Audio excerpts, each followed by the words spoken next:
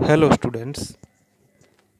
पिछले वीडियो में मैंने आपको परिभाषाओं की सीरीज़ से एक परिभाषा बताई थी, अलंकार। तो आज के इस वीडियो में अगली परिभाषा वर्ण। ये भी जो है शॉर्ट डेफिनेशन के अंतर्गत ये छोटी परिभाषाओं में आता है क्वेश्चन। और प्रश्न वर्ण किसे कहते हैं, इसका महत्व बताओ, इस प्रकार आता है। या खाली ऊपर क्वेश्चन में आता है कि निम्नलिखित को परिभाषित करो, और उसमें ये जो है अलंकार, वर्ण इत्यादि जो परिभाषाएं दी होती है जो हमें अटेम्प्ट करनी होती हैं। तो वर्ण, सबसे पहली परिभाषा इसकी, गाने की क्रिया को वर्ण कहते हैं। ये इसकी परिभाषा है जिसको प्रॉपर डेफिनेशन बोल सकते हैं हम। वर्ण चार प्रकार के होते हैं: स्थाई वर्ण, आरोही वर्ण, अवरोही वर्ण और अंतिम है संचारी वर्ण। यहाँ पर एक परिभाषा और आती है पंडित अहोबल, जिन्होंने संगीत पारिजात ग्रंथ की रचना की है। उन्होंने अपने इस ग्रंथ में वर्ण की एक परिभाषा और दी है कि गायन की क्रिया का स्वरों के पद आदि से विस्तार करने से यह वर्ण कहलाता है।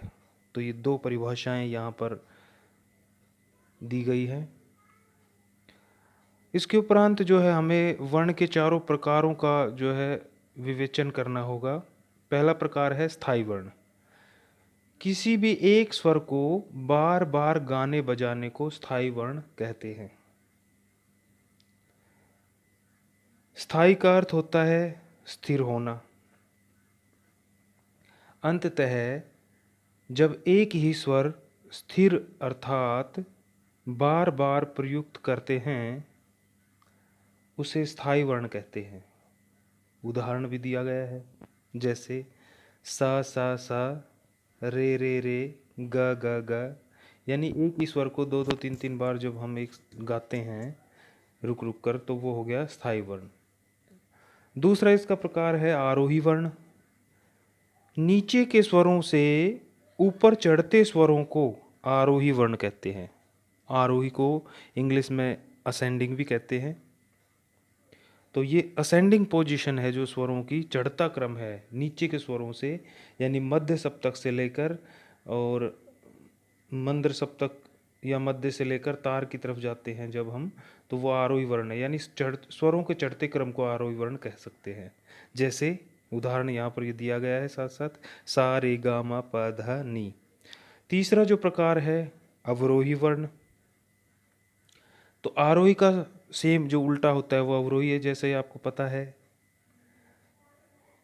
कि ऊपर के स्वरों से नीचे उतरते क्रम को अवरोही वर्ण कहते हैं। यानी तार सप्तक से जब हम मध्य की तरफ चलते हैं या मंद्र की तरफ चलते हैं तो वो अवरोही वर्ण हो गया। उदाहरण इसमें भी दे दिया गया है, जैसे सा नी ध प म ग रे सा। और इस उदाहरण में सा के ऊपर जो है तार सप्तक का पॉइंट लगाया गया है, तो इससे जाहिर होता है ये तार सप्तक से हम इसको अवरोही क्रम में लिख रहे हैं, डिसेंडिंग ऑर्डर में लिख रहे हैं। यानी स्वरों का जो डिसेंडिंग ऑर्डर होता है वो अवरोही वर्ण है, अगर इसको हम इस तरीके से भी समझ सकते हैं। और अंतिम है संचारी वर्ण। जब स्थाई वर्ण, आरोही वर्ण, अवरोही वर्ण जो तीनों प्रकार ऊपर बताए हैं, उनके मिले जुले रूप को स्थाई, आरोही, अवरोही वर्णों के मिलाने से संचारी वर्ण की उत्पत्ति होती है। यानी इस वर्ण में तीनों वर्णों के जो हैं रूप आपको मिलेंगे।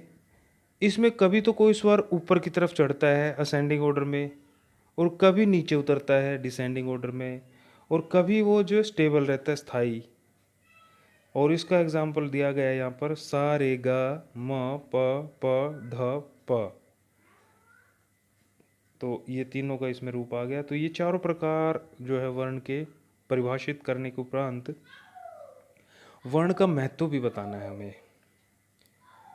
राग के स्वरूप निर्धारण में वर्ण का महत्वपूर्ण स्थान है, क्योंकि केवल स्वरों का भाव आरोह अवरोह करने से राग स्पष्ट नहीं होता, अपितु उसका चलन किस प्रकार है, उसकी प्रकृति क्या है, यहाँ पर ये बात बताई गई है कि केवल स्वरों का आरोह अवरोह देखने से राग स्पष्ट नहीं होता है कोई भी, उसमें उसका चलन देखना पड़ता है, और राग की प्रकृति क्या है वो सब चीज़ें देखनी पड़ती है, गाने का ढंग क्या है, और जिन चीज़ों से राग का स्वरूप बनता है, क्योंकि केवल आरोह अवरोह से राग का स्वरूप नहीं बनता है।